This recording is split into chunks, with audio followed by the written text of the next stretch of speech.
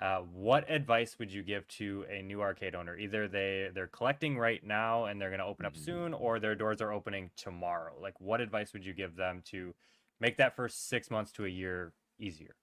Well, I can tell you this is probably not the best advice, and probably a lot of people don't want to hear it. Be prepared to think.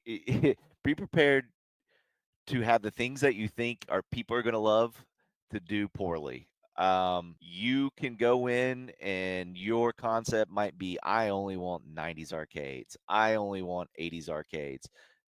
Don't limit yourself like that. Please, please, you know, be picky but about what you get, of course, but don't sleep on some of these things like we were talking about indie games or, rhythm games or any of these other kind of things that maybe you aren't thinking about right now, uh, because they're really what's going to set you apart from other places.